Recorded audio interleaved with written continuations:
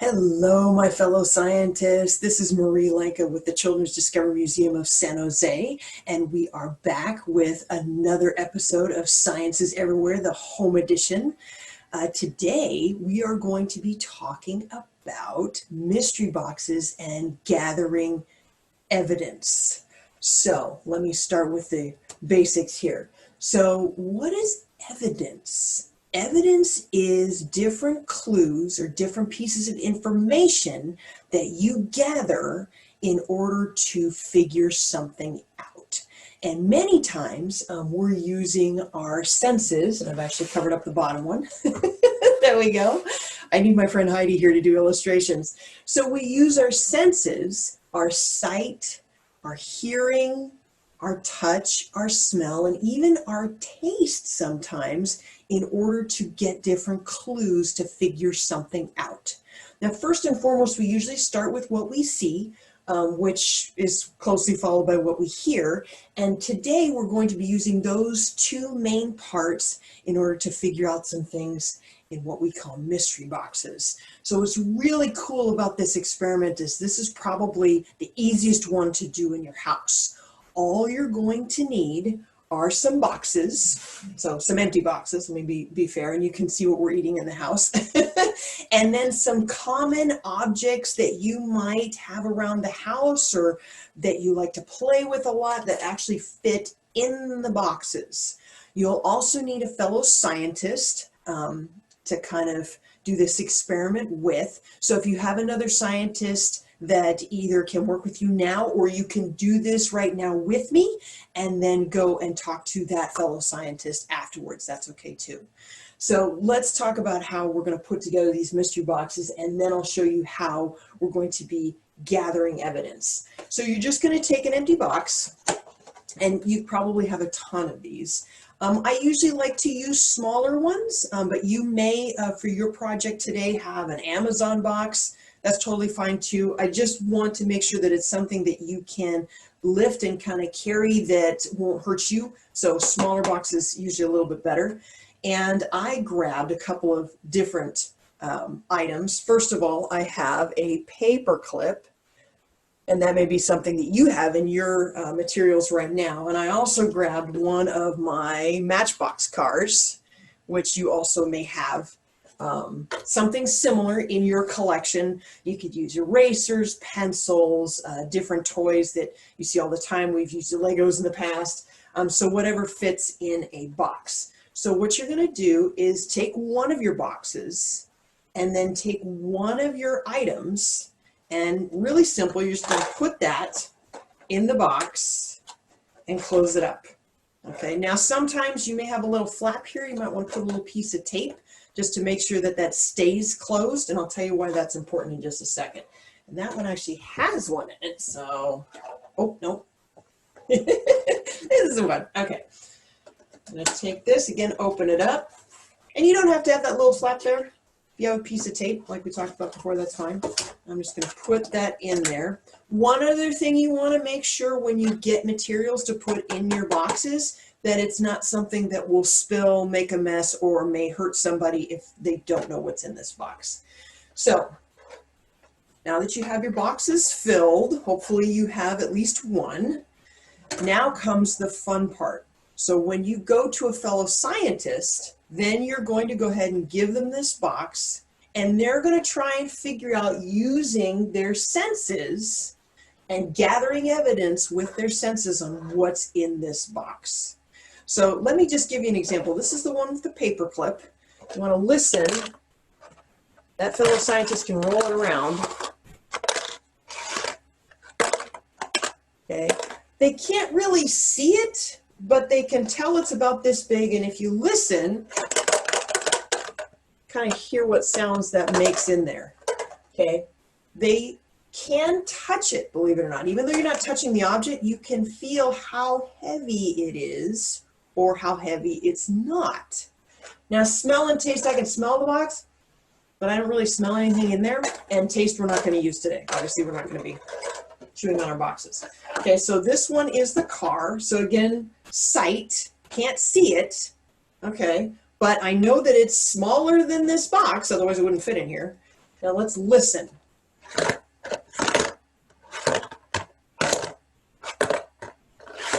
And you can use your sight just a little bit more because you hear it kind of, as it's going down, it's moving the box. Try that with yours right now and just see and hear the different changes in it. I'll give you a second. Try it with your box. What do you hear? Some of these objects may sound a little strange as they're going around in that box, but again, they're not dangerous. We're going to make sure of that. And then also you can feel, okay, this one feels a little heavier. How does yours feel? And then smell and taste you may not be able to do, and that's okay. Okay, so that's how you're going to make the mystery boxes. Now let's pretend we're the scientist that you're going to. Now I'm going to give my box to someone in my house who knows these objects but don't know what I put in here. Like I know it's got to be something in the house, but could be anything. Now I'm going to have to use my senses to gather evidence. So Mr. Lanka went ahead and he put an item in this box for me. Now, I don't know what's in here. So what I'm going to do is I'm going to gather evidence using my senses, and then he gave me a clue of kind of the area that it's in, and this is something that you can do with your partners as well, so they have an idea of maybe where it might be in the house, because let's be honest, there's a lot of things in the house. Okay, so let's take a look at this. I know that it's got to be smaller than this box, so that narrows it down a little bit. I'm going to hear it.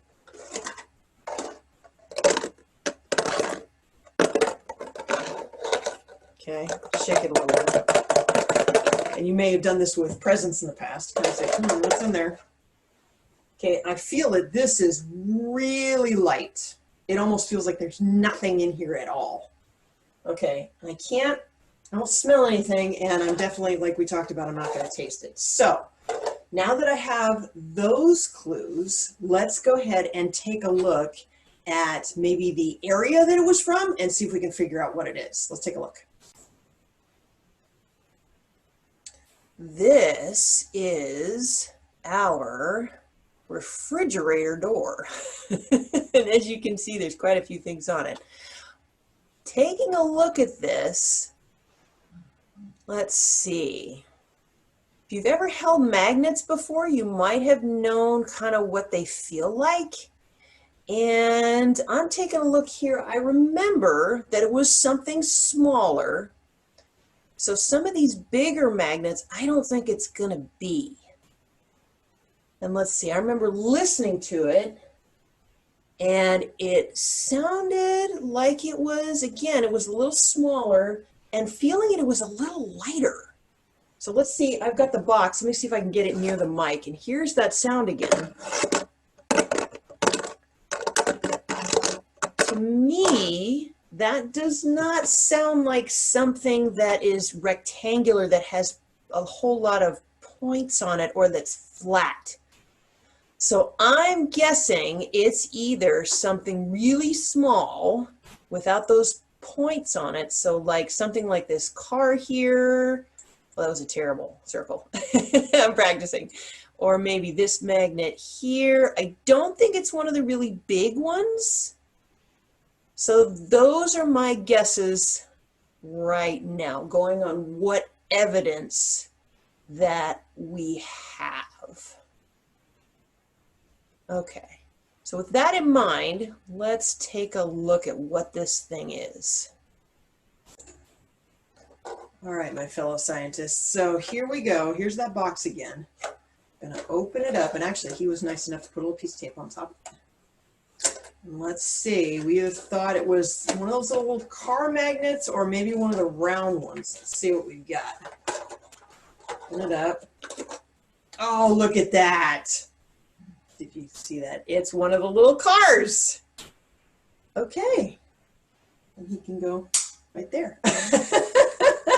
So that's a way that you can kind of have fun and gather evidence with mystery boxes with things that you have in your house. So we would love to see what was in your mystery box, and whether or not the people that you were working with or doing this with at home, did they guess it? Could they gather enough evidence to go ahead and tell what's inside of these boxes?